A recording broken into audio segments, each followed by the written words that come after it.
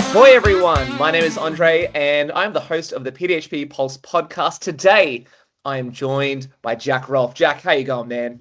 Andre, thanks so much. Love the energy. I wish more people had the energy. So super grateful for your Oh time mate, and comes for in having drips and me. drabs.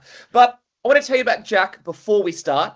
He is someone deeply embedded in the world of coach development, and he works across a wide range of sports from AFL to basketball, football, and hockey. He's passionate about supporting coaches and teachers to better impact the people they work with a strong focus in games-based learning, youth development, and effective coaching practice. His experience spans from Premier League football clubs in England, which is huge, all the way to senior AFL environments and community basketball programs, giving Jack a unique perspective across both elite and grassroots sports. Jack's 30, he's fresh and young and 30, and he spent the last 6 years in WA. And in school, he found his love of hockey, which is fantastic.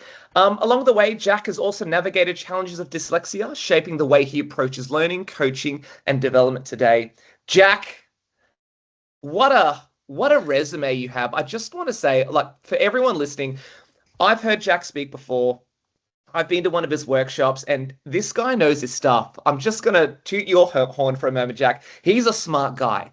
And I think everyone listening, get your pen and paper, get your notes, timestamp these sections, because this is going to be a banger for the record books. Now, Jack, I'm going to get straight into it. You are the big boss and the CEO of the Coaching Lab. What is that? What is the focus of the Coaching Lab?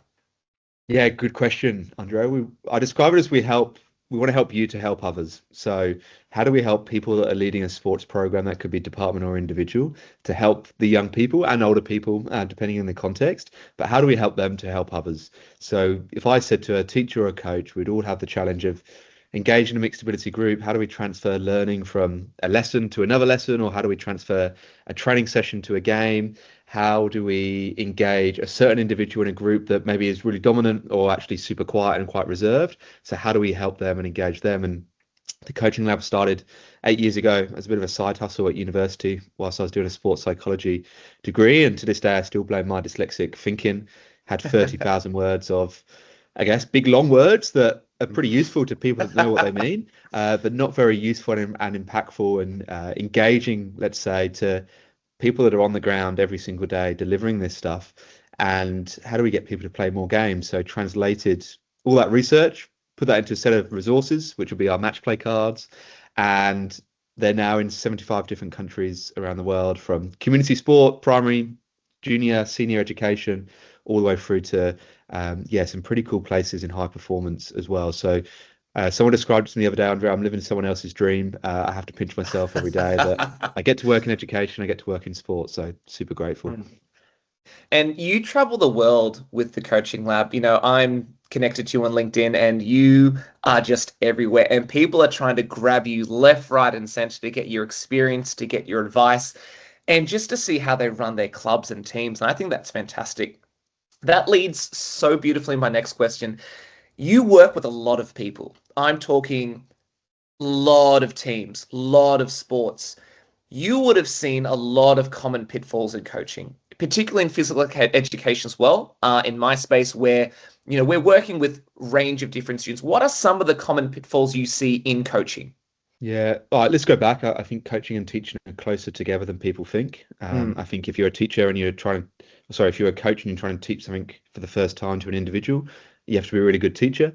And so I think they're closer. So we'll use the words sort of intertwined today, but let's go common pitfalls. Like, I would get a message from somebody saying, can you come and help me with probably one of these three things? One would be a director of sport or head of department that is trying to promote a games-based approach across a department, and maybe have a few older members of staff or even younger members of staff that are maybe not quite aligned around this approach of, let's put the ownership on the young people, let's really get them to make some decisions and be free around that. So how do we convert people very much from a skill drill game perspective, which is, a lot of people's idea of engagement and learning, which, is maybe not as linear as we believe it is. So how can departments transform that approach and very much go to learning through play and being really purposeful with that approach? And then other people would get in touch around the common pitfalls of, okay, well, we play games and that's great, But now we've got a mixed ability group whilst we're playing this game, and that's really hard. And often a big pitfall I'd see with that is, well, they're playing a game, so they must be learning, Andre, because we're playing 10v10, and that's great. But actually, guys, playing 10v10 is one ball between 20 people, and that could be 2 games of 5v5. So really trying to help people around the pitfalls of, I don't know, maybe not a pitfall, but maybe just seeing a different way of looking at things around, okay, well, what does small-sided games look like? What does this game-based approach look like? And the third thing then would be, okay, well, we play games, and that's great, but what teaching skills do we need and coaching skills do we need to have as an individual in our toolbox to actually promote this approach, rather than just standing on the sideline with arms folded and on the boundary and letting the game sort of play out? Actually, the types of questions we ask need to be really good. How we design a practice and how we design elements of the game need to promote the objective and the question that we want to answer out of the session. So yeah, there'd be the 2 or 3 things that I would see are most common in terms of my inbox of, can you come and help us with this? I think you're exactly right. And someone who has seen a lot of PE teaching in the past, there's this misconception. I'd love to get your feedback on this. A misconception that if they're all moving, it's a good class. But I think you and I are in line with our vision of, well, if they're doing, what are they doing? They may be moving, but are they moving for the sake of moving? What's the purpose of the movement? What are you trying to teach them? What skills are being built? And sometimes, and I want to know your thoughts on this, sometimes there is a lot of skills to be learned, even when you don't have contact with the ball, or you don't have, that direct relationship with you have the ball, say, for example, soccer or football, the dribbling, the passing, the shooting. There's elements of watching and strategizing and watching the field and how the field interacts. What are your thoughts on that? Yeah, we spend a lot of time looking at the ball, right? But actually, if we impact what happens off the ball, we probably impact what happens on the ball. I had the privilege of speaking to, some people would know soccer, but a guy called Dennis Bergkamp, probably one of the best players to ever play in the Premier League at Arsenal. And he started coaching at Ajax. And I said, Dennis, like, what's your biggest learning? And he goes, Jack, when I first started coaching at Ajax, they told me off. And I said, oh, no, geez, why do they do that? And he goes, they told me off for looking at the ball too much. And so often we can fall into the mistrap of just looking at the ball, right? And there's an element of, we want to catch people in, not catch people out. So particularly in junior sport where it's bees around honey, it's probably pretty useful if we catch people. If we catch people, yes. Yeah, absolutely. It's probably pretty useful as a teacher and a coach if we catch people in, meaning we catch people in really good spaces and we tell them that's a really good space, and we tell them, this is why we want you to do that, because that's going to teach them the game, rather than over time, if we don't catch that person in and say that's a really good position to be in, they drift inwards and they don't learn the game because, it's not cool to pass to the kid in space. So, it's definitely a challenge for sure. Do you now, as a PE teacher, particularly in primary, I do have a very strong opinion on this. Do you think kids enjoy sport? Do you think kids enjoy physical education? Or do you think, as teachers and coaches, at times do we make it boring? I think, in my perspective, we can swing and miss. Sometimes we can have the most wonderful written coaching session lesson plan that looks fantastic on paper and great for compliance, but when you actually go to implement it, it's not fun, it's boring, they're not engaged, kids aren't engaging, they're not applying what you thought they would apply. What are your big picture, what are your thoughts on this? Do you think, big picture, that we could do better? 100%. I'm pretty outspoken by this. I think, in a way that if I asked a young person, or we asked young people generally, and they want to come back to sport being school, club, whatever, and we gave them the choice, and it wasn't their parents' decision or the government's decision, they had to go to school and do sport, and we actually hypothetically gave full choice to these young people, I think the percentage of kids that would say, nah, I'm pretty keen just to leave sport and not do it again would be extremely high, and I think it would shock a lot of people. Unfortunately, I think in a club setting, they keep coming back because mum and dad keep dropping them off. Actually, if they had the choice, they probably wouldn't. Same in education. How do we define success? What else can we measure as success around that? Kids are the worst liars in the world, Andre. If they enjoy what they do, they'll show you. And if they don't enjoy what they do, they'll also show you. But at times, I don't think we're very good at probably picking up the latter in terms of what are they not enjoying. And I think the other caveat around this is, well, why don't we just ask them? Like, Yes. they're doing it, so why don't we just ask them and be really tactical around how we ask them? We're not going to ask them the very cliche question of, did you have fun today? Because no kid's ever going to say no in front of 35 kids and you. So we can get So quite true. smart around that. But I definitely think we should ask the kids what they want to Mm. do a little bit more around some choice. And that doesn't mean we go off grid and don't do the curriculum and syllabus, but we give them some choice and challenge around their experiences. Yes. I I agree. I think there are times when, and I'll call myself out. I'll be the first person I call out. There are times I can do better, and there's times I've written lessons and I've had the best intentions, and I've just and I've just reflected and thought, yeah, that didn't land. That did not land the way I intended. But, you live and you learn, you grow, you reflect, and, the best thing you can do is then change it. And I find one of my measures of success is the next lesson when the kids come running to the lesson. I think when they're excited to come back, I think that's a good measure of success. And fun. I think sometimes we can do better to make it fun. And what I like about you, Jack, is that you have this way of making fun, but rewarding, but complicated, but challenging. And I want to touch on the match play cards because I love these. I have bought 4 sets. I use them all the time. Um, Jack, tell everyone, what are match play cards and how do they benefit both physical education and coaching? Andre, you should be the chief ambassador. We're not Oh, paying I you to love do them. this, so I'm very grateful. I will scream off the hills and say these are great. I love them. There we go. We created a set of match play cards for a few different sports, a few multi-sports, generalized invasion games, as well as some more individual net and wool sports around, I guess the biggest thing, how do we play more games, number one, and how do we get more out of those games? So in each of the match play cards, there's some team challenges, there's some player challenges, and more recently in the last month or so, we've released some teacher and coach challenges to really nudge people that are leading a workforce, so leading a department, or themselves to, I guess, deliver great sporting experiences by design and not by luck. So unfortunately, I think good sporting experiences in clubland and in school is a bit of a postcode lottery. And how can we give teachers, coaches, sports leaders the tools to go and deliver that? And one of the biggest pitfalls I would often see is a teacher would say, "Oh, Jack, I'm a games-based teacher and I ask loads of good questions." And then you go and watch the lesson, Andre, and you think, I think you may have misinterpreted what that is and what that looks like. And I think the cards for us are that toolbox and that almost bridge and connector of, okay, well, the research tells us playing games is really good, but we have to be a really good designer around creating some of these games to get the learning. Okay, well, how can I do that? How can I engage mixed ability groups? How can I give player ownership? How can I give some responsibility to certain individuals rather than just saying it verbally? Actually, I can create a game within a game and physically hand over the cards to teams, to individuals, to other staff members to facilitate some really good conversation and create some great learning experiences.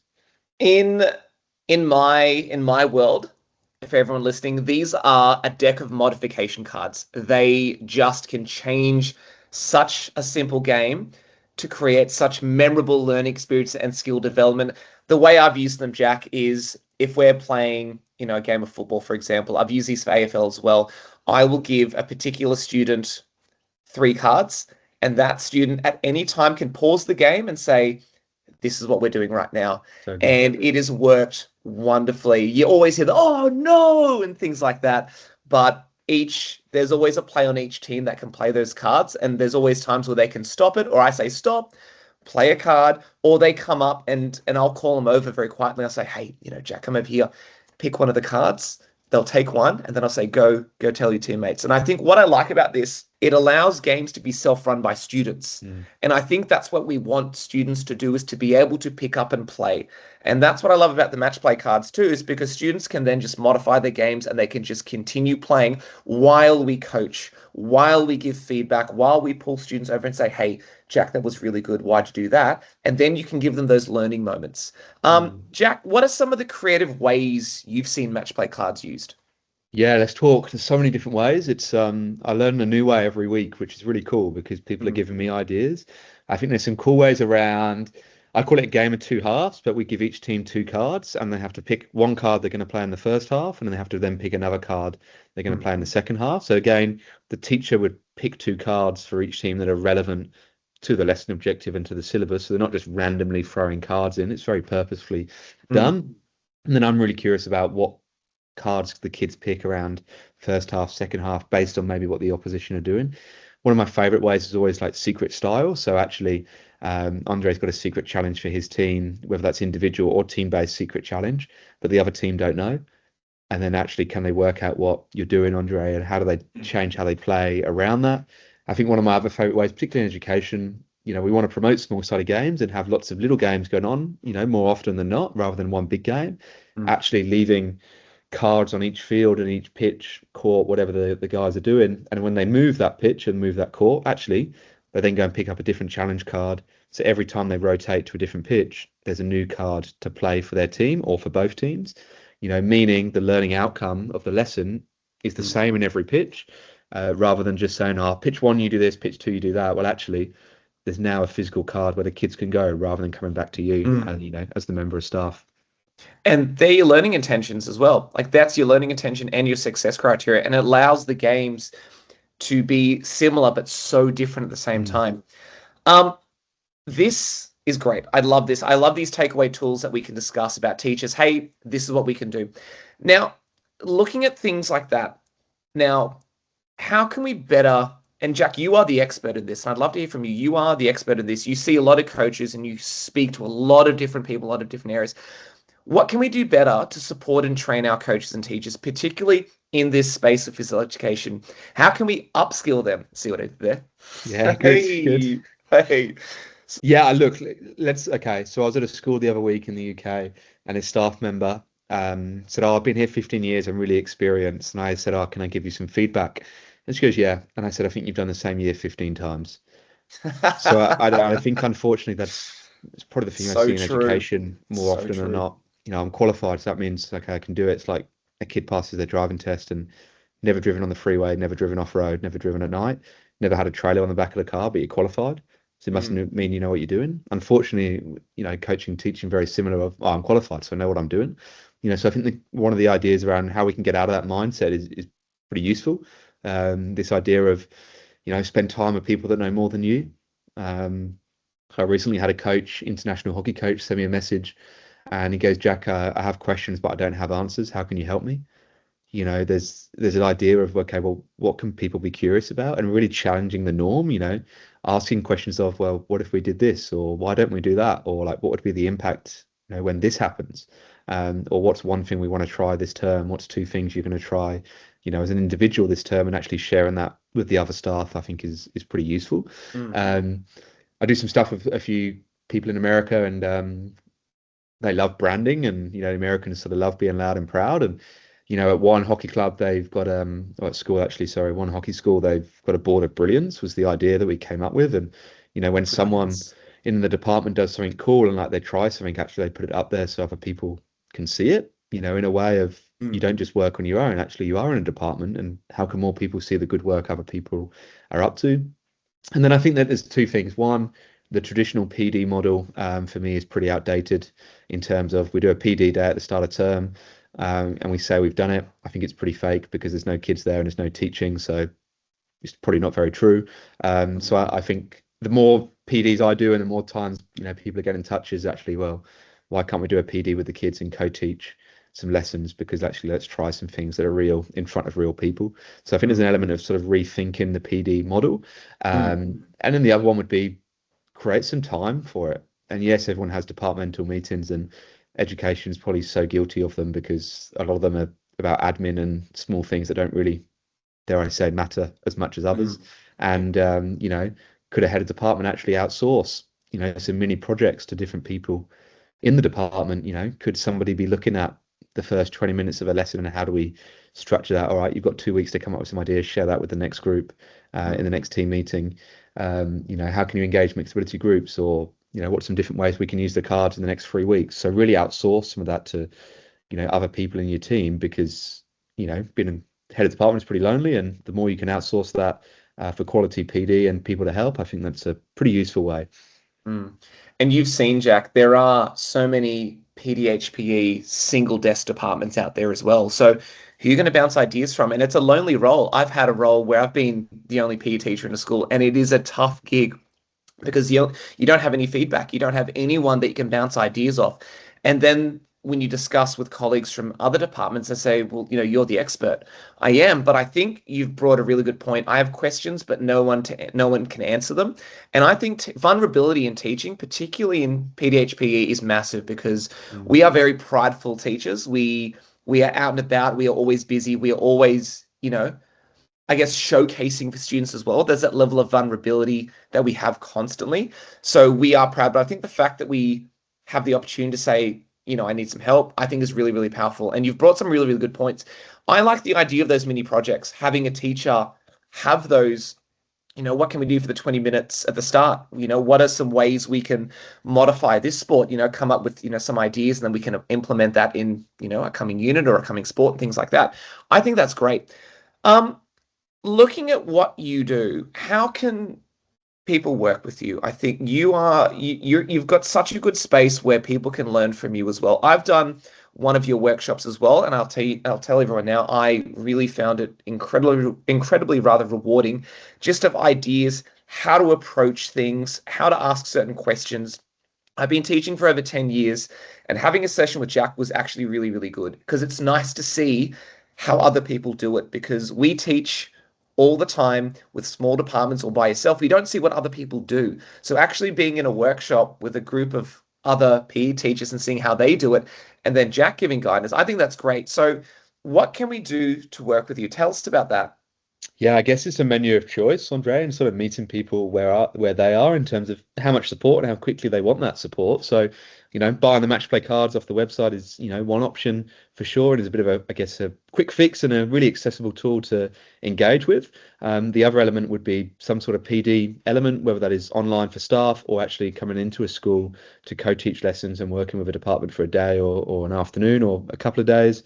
The other one would be Upskill, which is our sort of learning platform specifically made for education. And we've created a set of multi-sport learning modules on there that can be assigned individually or to a whole cohort of staff. And we've also had some people use that, I guess, in year 10 or year 11 sort of applied coaching sections and lessons as well around, well, actually, how can we give people the tools and the experiences around that? So, yeah, I guess that's the three ways that people can get involved. One, the upskill, two, the match play cards, and then three, sort of getting in touch to explore some PD options to meet the staff where they are and really sort of understanding, well, how can we help individuals and how can we create some alignment in a department or individually with the young people and the whole staff body. And I think that's great. The hard thing about PDHPE in surfaces and professional development is that there's not much. If you are going to go do some PD in that space, it's usually the theory element. There's not much in the practical element, this is why it's so great. Or if you're going to go down a practical pathway, there's coaching certificates and things like that. And that takes time. That takes a lot of commitment because you've got to do the hours and things like that. And having a PD where you just sit and listen, and then they say, yep, you've made the hours, you've now accredited. It's like the driving example that you gave. You've sat it, you've done it, but doesn't mean you can do it well. And I think being teaching such a dynamic industry, and it's not like any other industry, it's not like a 9 to 5.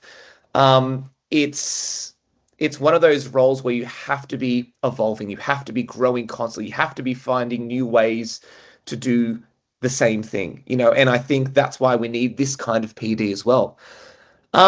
Jack, this has been an absolute pleasure. I really, really enjoyed this. Before we go, do you have any takeaway messages for PE teachers that are looking to build their skills, or any tips that you can give teachers about how can we enhance our practical lessons?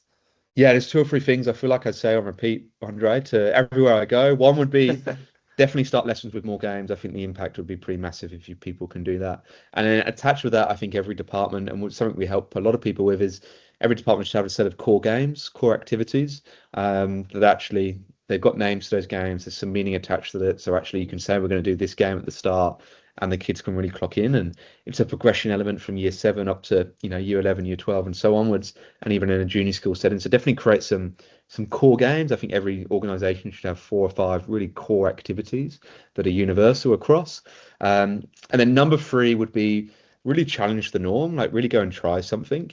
Kids don't know if you're trying, you're acting, whatever. So like, just give things a go.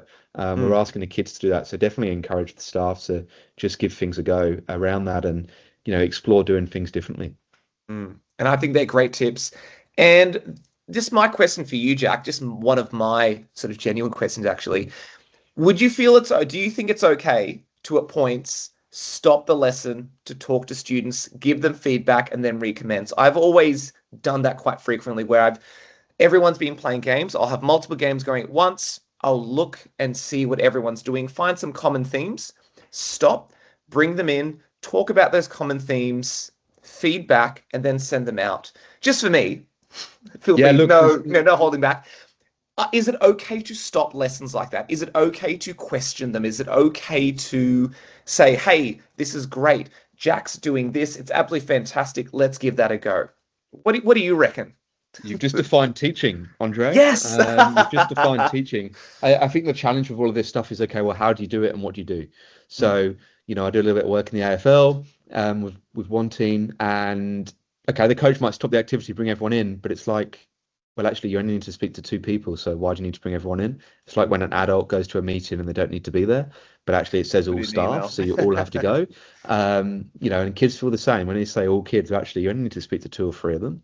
So could you speak to those 2 or 3 individually around that? Some other stuff might be, if I do freeze an activity rather than stop it and bring everyone in, there's probably 3 people I want to impact. I want to impact the person maybe that's made that decision, so the person with the ball. I want to impact some people around that person, sort of in that 5-meter radius. And then I want to impact people further away, 10, 15, far near the goal, whatever that might be. So when I do stop an activity, why am I stopping it? Probably useful if I plan what I'm going to say, and probably even more useful if I can keep it below 3 sentences, sort of 3 bullet points max. And then my challenge to teachers is, okay, well, we stop the activity, but at the next 5 minutes, are you still looking at the same things you just spoke about? Which is probably pretty useful, because then you don't stop the activity for something else and give them another 3 messages. And over the lesson, they've had 9 different messages, and they're like, well, which one am I focusing on here? So be really intentional, be really focused on stopping it. Absolutely. Jack, this has been great. This is everything I hoped it to be.